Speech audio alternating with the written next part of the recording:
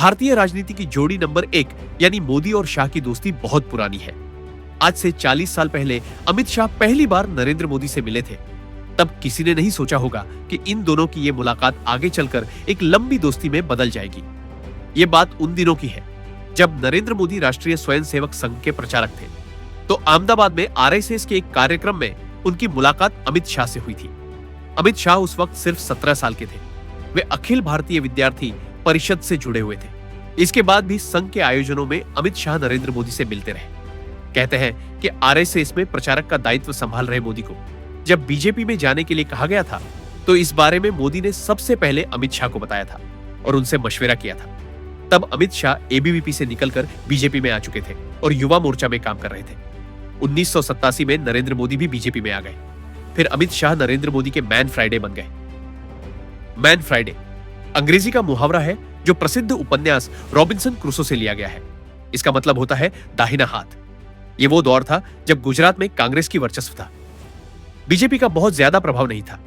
मोदी अहमदाबाद के खानपुर कार्यालय में बैठते थे, वहां से तमाम गतिविधियों को संभालते थे, तो मोदी के तमाम कामों को अमित शाह देखते थे। अमित शाह मोदी के संपर्क में तो थे ही साथ पार्टी में भी आगे बढ़ रहे थे। वो वार्ड सेक्रेटरी से तालुका सचिव बनने के बाद ऊपर के पदों पर जा रहे थे। अमित शाह जब आरएसएस के संपर्क में आए थे तब उनकी उम्र महज 16 साल थी। मुंबई में जन्मे अमित शाह की पहली कर्मभूमि अहमदाबाद बनी। ये तस्वीर 1989 की है, जिसमें अमित शाह नरेंद्र मोदी के पीछे खड़े हैं और लाल कृष्ण आडवाणी पानी पी रहे हैं। 1987 में बीजेपी में आए अमित शाह इस वक्त बीजेपी अहमदाबाद के सचिव थे।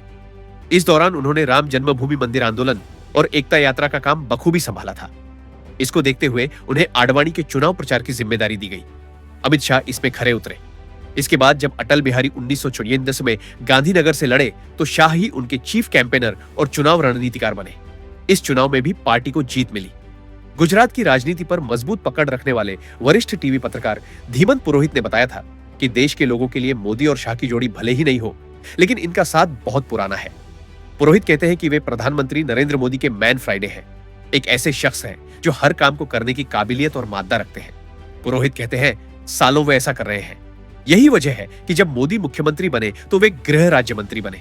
आज जब वे प्रधानमंत्री हैं तो अमित शाह गृह मंत्री हैं। आज की भारतीय राजनीति में कोई भी अमित शाह के इर्द गिर्द खड़ा नहीं हो सकता है। वे राजनीतिक प्रबंधन और चुनाव प्रबंधन में बहुत निपुण हैं। उनकी तुलना किसी और से नहीं हो सकती है। पुरोहित कहते हैं कि पीएम मोदी के अलावा गुजरात से 2 लोग केंद्र में गए। पहले सरदार पटेल, उन्होंने बड़े और ऐतिहासिक काम किए। अमित शाह ने भी 370 हटाने का बड़ा और ऐतिहासिक काम किया। मोदी शाह की सफल जोड़ी में नियति ने तो साथ दिया ही है, लेकिन इसमें इनकी कड़ी मेहनत शामिल है।